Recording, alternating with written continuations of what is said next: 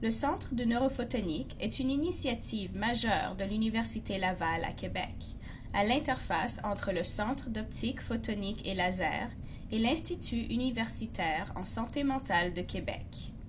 Le Centre de neurophotonique se consacre au développement de nouveaux systèmes de microscopie et de nouveaux outils à base de fibres optiques qui permettent de mieux étudier ce qui se passe à l'intérieur du cerveau et de mieux traiter le cerveau malade.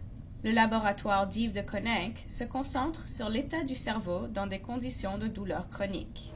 Il y a certains groupes de cellules nerveuses qui ont comme charge d'interpréter le signal douloureux.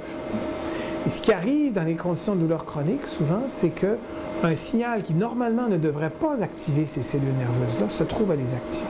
Quand on a un accident ou quand on a une amputation ou certaines maladies comme un diabète, il y a des modifications qui se passent dans notre moelle épinière et dans notre cerveau qui font que le cerveau va interpréter de façon anormale le signal sensoriel. Quand je touche la main, par exemple, juste un léger toucher peut déclencher une douleur atroce.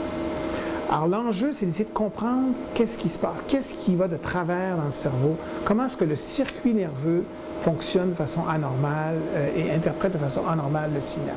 Pour effectuer ce genre de travail, il leur faut une modalité d'imagerie très précise, à haute résolution, qui permet d'enregistrer le signal électrique des cellules nerveuses qui sont responsables du traitement de l'information douloureuse. L'équipe du chercheur a donc développé une microsonde optique, un outil novateur à base de fibres optiques et de laser qui peut descendre en profondeur dans le cerveau et livrer de la lumière sur les cellules nerveuses voulues pour en observer le comportement. Alors c'est ça qui caractérise vraiment l'activité au sein du Centre de neurophotonique. C'est vraiment qu'on se concentre sur le développement de nouvelles technologies. Comme la microscopie optique est non invasive, ne tue pas la cellule, ce qu'on veut, c'est être capable de s'en servir dans la cellule vivante, mais voir le plus petit possible. Et c'est pour ça qu'on développe ici des microscopes qu'on appelle de super résolution ou hyper résolution, qui vont battre les limites normales de la lumière.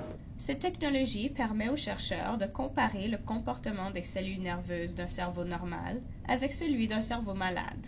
Cette information leur servira dans leur recherche des traitements.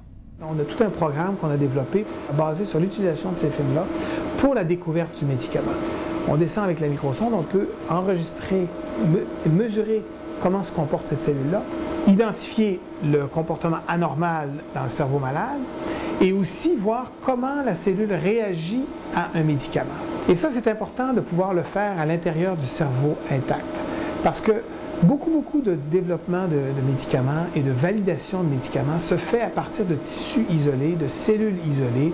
Mais à un moment donné, pour vraiment valider le médicament et vraiment savoir si ça fonctionne, il faut aller mesurer son action sur les cellules nerveuses qu'on pense être au cœur de ce qui va mal et voir comment est-ce qu'ils réagissent dans le cerveau intact.